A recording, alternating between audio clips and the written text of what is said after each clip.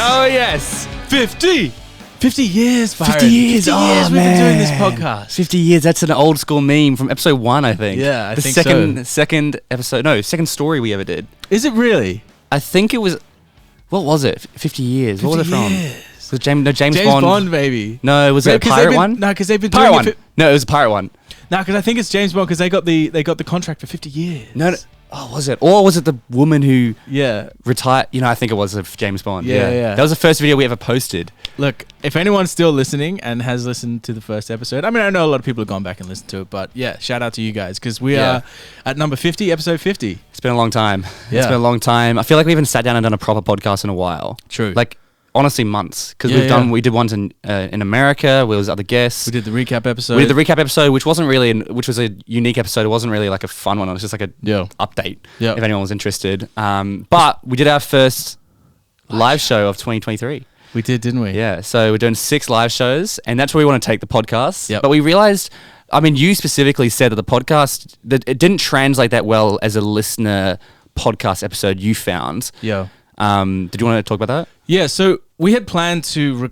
we recorded the live show and we were like, we'll just post that as a podcast episode so people who can't make the show can hear it. But it was really kind of slow because we embellish on the stories quite a lot.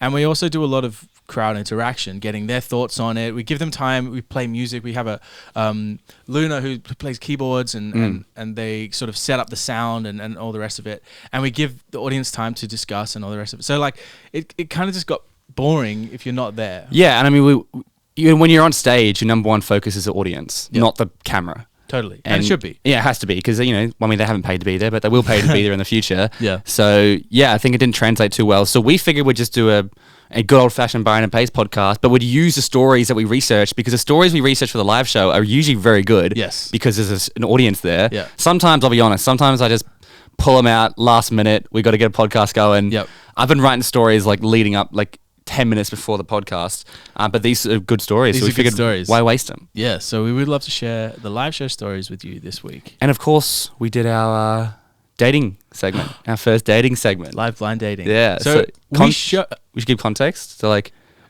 Yeah, go on. I'll pour us a drink. Yeah, pour us a drink. So when we went to America, I mean, we had the idea of doing this blind dating show, which you've probably seen online before.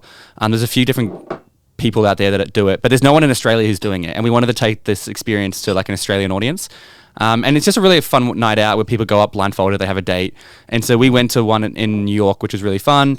We met the guys around the show, we got some tips from them, we asked them, and we've incorporated it as a segment in the live show. So now the live show is Fact or Cap, which is like the podcast, and then the second segment is like a dating segment between two people. Cheers to new things. That dating section went off. It was so much fun. Yeah. We arrive at the venue, still don't have a female dater. Oh my God, what a stressful day. I was saying to you, like, the first live show we did was stressful, but it was validated. It was an epic $30 a ticket, 100 plus people. We had a full band. We had a whole band on stage. You guys were there like for 6 hours setting up the music. Comedian coming in. I was doing a 30-minute presentation combined with, I was playing guitar on stage, so I had so many elements of stress. Yeah. But this one did not warrant that. But we had a girl, our female dater, pull out the morning of. And then I literally spent all day messaging every single woman I know, just like, do you have any single friends? Do you have any single friends who want to come on our show? It was the most desperate we've ever been. It was. I was so desperate. Yeah. I even posted publicly. I was like, guys, we need someone. Yeah. Like, it was a shocker. Until we got to the venue, we still had no one. We still had no one. No. Our plan was, we'd just ask the crowd, like, hey, we've got a guy here, but our dater pulled out. Does anyone want to jump up on That was stage? literally our plan. Yeah. And if that didn't work, we would have been like, we're just going to do another podcast segment, like Would You Rathers or whatever. Yeah. Which wouldn't have been awful, but it really would have sucked. Oh, compared to how good it was. Like, we had someone agree to do it with like, I don't know, like 2 hours to spare. Yeah, about 2 hours. And as the girl in that equation, like, you got to think about like outfits, makeup, hair, all the rest of it. I can imagine like most people would be like, actually, I don't have time for this. It's pretty much all she did. Yeah. All she had time for was to put an outfit on and get here. Yeah. So Holly... Yeah, was Holly. her name. Absolute hero, saved the day. Oh man, we had some moments. I can't wait to share them. I'm sure. Should we discuss the wiggle moment? Oh my God. Like, I mean, I feel like we've what's the word? When you finish too early, you come too soon. Not like, you know what I mean? Peak too early. You peak too early. You peak too soon. Yeah. When you peak too early. I feel like we've done that with the show. Yeah, like, we peaked too early. I don't know how I can beat this. So, we had you asked the question to you, because we kind of represent each data. So I had Holly, you had Eddie. Yep. And you asked the question. What's a secret? What is that? What's something you love secretly but you don't tell anyone about? Yeah. And he was just like, oh, I sometimes on occasion enjoy watching The Wiggles. Yeah. And everyone laughs and they're like, oh, that's funny. Then I go, who's your favorite Wiggle? And he goes, oh, the blue one, Anthony. Yeah, We're like, ah, ha, ha, ha. Very Think cute. nothing of it. Yeah. A harmless throwaway comment. Yeah. But that came back in the show when Holly was talking about something about rom-coms or something. Yeah, so I think you said that Holly was like, oh yeah, I like rom-coms, and you said, oh Eddie, would you be willing to like watch rom-coms with Holly? And he was like, yeah, I guess so. And then I said, Eddie, is there anything that Holly could watch with you? And the audience starts laughing because they know what you're talking about. Yeah. And he's like, yeah, I mean, I like to watch The Wiggles sometimes. And then everyone goes, because he's revealed it to her. But then Holly goes, that's triggering. Yeah. And we're like, Holly, why is that triggering? And she goes, my ex's uncle was a Wiggle. And everyone just like loses it. And then we go, which one, Holly? Which one was it? And she goes, the blue one. Oh, Anthony, my God. And the crowd is have you seen my reaction in the footage? No. I'm like this. I'm like going back and forth like I'm in like a psych ward with a straight jacket on. I'm literally just like, I couldn't believe it. And then our manager, who he heard about it, he was like, so it's good that you guys were able to like pull that off. And we're like, we didn't pull it off. It was a fluke. It was a total fluke. We didn't plan it at all. It seemed so planned. It seems so staged. Yeah. So if you see that clip, know that it wasn't planned. But yeah, we got more of that coming along, and it's going to be easier to find the datas moving forward. But oh my God, that was stressful. Yeah, but we're planning on doing 2 datas. Yep. And we'll add it was a very wholesome date. We didn't want to be too hard. Holly was nervous. I think Eddie could have handled a bit more heat if he had to, but Holly pulled 2 hours notice. Yeah. And so I think they both really enjoyed it. We enjoyed it. It was a great show, but I think we definitely want to level up the drama, I would say. Totally. Get some spicy people on who may have some stronger opinions, have some banter and whatnot. We want to get those people on. Well, if you are listening and you're in Sydney and you want to come on the date, just apply. The link in our bio has both the dating form. Yeah. And also, if you just want to come along to the show, they're free for the next 5 shows. But it's first comes, first serve. So grab a ticket through the link in our bio. And that's up until like mid-May 2023. Yeah. So if you're after that, you've missed out. Sorry. But yeah. Shall we share some stories? Yeah. Let's do it. So, disclaimer, Pace and I have heard these stories. Hey. Thank you, Olivia. Nice. Pace and I have already shared the stories, so we're not going to be like, oh, is it fact or cap? Yeah. Because we can't act. We might do a little bit of acting. We might embellish. Yeah. But yeah, we got some good stories. I went first on the thing. All right, do you want to go first? Okay, yeah, sure. Oh. No, are we no, reenacting? All right, I'll go first. Oh, you go first. All right. We got to give them the authentic reenactment. So this story is this is the man that had a homeless woman living in his cupboard. And he didn't know. Yes. And she was living in there for like 18 months. Yes. So this guy, he's like started to notice some things in his fridge are going missing. He's like, what the hell is going on? Like, I don't live with anyone else. It's like, is there someone like robbing me, or do I have a poltergeist or a ghost or something? So but it's like small enough that it wasn't like obvious. Yeah, totally. So he sets up CCTV in his kitchen.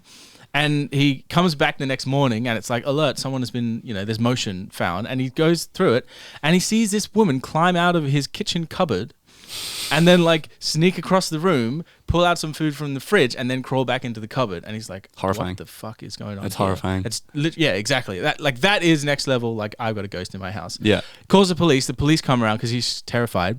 The police open up the cupboard and then they're looking. And then on the top shelf behind like a bunch of like linen and cushions, there's just this lady she's not actually there when the police are around, but there's a futon and there's a couple of bottles of water.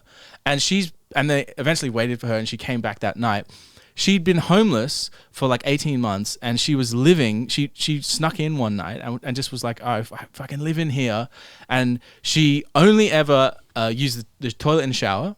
And then she stole some food sometimes if she was hungry, but she like kept the place really clean. She like was out during the day, like the most respectful homeless person, the most respectful person living in your house without you knowing about it.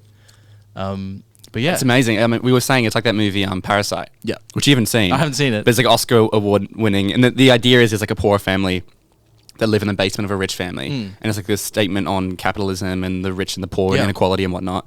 But then they kicked her out, and they arrested her for trespassing. I mean, I guess the law's the law, right? Yeah. That's a great one. I mean, the fact that she did it for 5 months is crazy. But is it true? I don't know. Is it true? Story is completely true. That's true. Story is completely true. No, it's a ripper. It's a good one to start off with. It's warms them up, shows them the appetite of what the stories could be. Well, this one was in Japan. 2008 Japan. Anything can happen in Japan. It's a crazy place. Yeah. Just like Russia. Do you know this other thing about was that your segue? Yeah. It was a good segue as well. Yeah, now go for it. No, you go, please. No. I insist. I saw this video about Japan, and if you're a kid and you're, like, I don't know, anywhere between the ages of like 7 and 14, usually in our country, in America or whatever, you don't usually go around the city by yourself. You wouldn't. Some kids go by themselves to school, but that's usually on like a school bus or whatever. In Japan, they see it as the collective community responsibility to take care of children, and they're totally comfortable sending their kids out at like 8 years old. If they're really young, they put a yellow hat on them just so everyone around knows that they like might need a bit of extra care or whatever, and people can look after them. But it's totally normal to see like little kids just like walking around the city, catching trains and stuff like that. That's cool. I think that's really beautiful. It is beautiful. I was going to say, I was talking to you, like Japan's done an amazing job of like showing the rest of the world how much better they are. But like my uncle and auntie just moved to Japan, and they're saying like they're like decades behind in a lot of areas of technology. Yeah, and like then they have like the trains which are like super fast. They have these vending machines and stuff, but then they're like bureaucracy. What is the word? Bureaucracy is like faxing. And like doing all these old school things. It takes 6 months to get a credit card approved, and it's just like horrendously slow. And then they have like tentacle porn and all that stuff. So it's just a wild place over there. Swings and roundabouts. Yeah. So I think it's extremely high or extremely low. Yeah. Whereas other countries are probably more in between. Yeah, but speaking of Russia, I got a good story. Let me bring it up. Have you ever wondered how long a human can stay awake for? Yeah, I get. Yeah. Well, this fucked up Russian experiment will show you how. So in 1940, they wanted to test the effects of sleep deprivation gas on humans and use 5 political prisoners as subjects. If they could stay awake for 30 days, they would be granted their freedom. Yeah. So the prisoners were kept in a sealed chamber and exposed to the gas that prevented them from sleeping. The scientists observed their behavior and monitored their vital signs. At first, the prisoners were able to stay awake for 3 days without any negative signs, but they soon began to exhibit a strange behavior. Yeah. By day 4, they were still pretty tame. They were having some intense conversations. On day 5, things got worse. They started showing signs of psychosis, as like sleep deprivation and all those things. And they were imagining things that weren't really there. By day 9, one guy just starts screaming and running up down the room. He loses his vocal cords. 9 days. Just like 9 days. Yeah. Over a week. A few more days. By day 15, the scientists couldn't see the men on the cameras. They didn't know where they were. And so they go into the room, they interrupt the experiment to make sure they're there, and they open it up, and they bring in some soldiers as backup, and they're all on the floor. And some of them have completely eviscerated their flesh. They've been clawing at their flesh. One of the guys is dead on the ground. Yes. And some of them are even taking their vital organs out, like one of their vital organs, and laid them down in front of them, and they're like looking at them like they're crazy. And so they call the soldiers in, like, get control of this. Yeah. And the soldiers come in, underestimating them. They actually manage to kill 4 of the soldiers as they turn the weapons on them. And then one of the prisoners is killed, which leaves them with 3 prisoners left. So then they get rushed to emergency. One dies on the table. The second one dies after they give him anesthetic. And the third one survives, and he's patched up. So he's like sewn up. He looks horrible. But then the doctor who was like overseeing this was just like horrified. He's like, this is ridiculous. This isn't what I signed up for. Yep. He ends up shooting the general in charge, and then he shoots the remaining patient in the chest to put him outside of his misery. And so this is a really famous experiment if you Google it. And obviously it was a complete failure, and the gas was never used. Yeah. The interesting thing is they say, they were trying to do this to keep up with like Nazis and the British, because they had their own version. It wasn't like they had this own like chewable thing they would use for soldiers, and it kept them awake for like an extra 6 or 7 hours. Meth. Yeah, pretty much. Or like speed and stuff. Yeah, I mean, I think all soldiers, not all, but like a bunch of soldiers were on meth in World War II. For sure, you would be. As if you wouldn't be. Yeah. The images that this story creates in your mind are so terrifying. It's beautiful, isn't it? Yeah. You just imagine do you imagine like a high-tech facility or like a grungy. Like off the... Yeah. In a sewers or something. Yeah, something that's like not approved by the government. Yeah, for sure. But is it true, Byron? It's actually completely bullshit. It is completely bullshit. The cool thing about this one is we actually had it ruined in the live show. We forgot to put a disclaimer. Someone was like, know the answer. Yeah. Someone was like, I've actually seen this and it's not true. And I was like, oh shit. Yeah. And so that no one fell for it, which kind of sucks, but oh well. Yeah, I mean, they ruined it for everybody else. Yeah, exactly. But it is one I thought I'd give everyone, because if you Google it, it's true. There's until you actually do a little bit of research. Yeah. It's someone. So what the behind the scenes story is? Someone wrote it and submitted it as a story, but it's literally just a story. There's no evidence. Yeah. And there's so many things that don't line up with it. Like that was a short version. Yeah. It's like a 10-minute story if you were to do it properly. Terrifying. Yeah. But again, as you said, you could believe anything. Anything. Donald Trump, Russia. You throw a story with one of those two in it, Yeah. and it could go either way. Yeah, or Japan. Yep. Yeah. They're just absolute loose units. Yeah. You don't know which way it's going to go. Speaking of, no, there's no link. Speaking of loose units, this is the dog that stole the CEO's credit card and then sold it to the cartel. A real dog. Okay. Go on. So, America, during lockdown, there's this shipping company, and their way to like maintain company morale was to have a 9 to 5 Zoom call, always open, like the office, right? So anyone could log in at any time. The CEO was always there. It had just like it was filming his office, so like it kind of felt like you were still surrounded by people. He would take calls, whatever. While he was on the thing, and he'd just mute his microphone. Anyway, he'd go out for lunch, like to kitchen or whatever, because everyone's locked down. And he had this dog, golden retriever, and the staff would sometimes play games where they would try and get the dog to like fetch stuff for them in the room, because it'd be like, "Hey, Bean," dog's name is Bean. Bean, like, "Oh, like come here, Bean," and they'd show like pictures of other dogs and videos of other dogs to like get his attention. Anyway, so like, CEO Dean, I think his name would always come back to the room, and there'd be like shit all over the floor in front of the camera. And then one day he doesn't really notice, but he kind of knows his card wallet is on the floor in front of the camera, and he's like, "Oh, that's kind of weird," but thought it was just something that the dog had picked up. Anyway, turns out there was over $100,000 worth of unauthorized transactions the next day, overnight on his Amex card, and he gets a call from Amex, and they're like, "Do you want to increase your limit? Like, you've hit your limit for the month." And he's like, "What are you talking about? Like, there's no way." They do an investigation because there's all these transactions gone to Mexican freighting companies, and because it was a freighting company, they didn't think it was anything weird.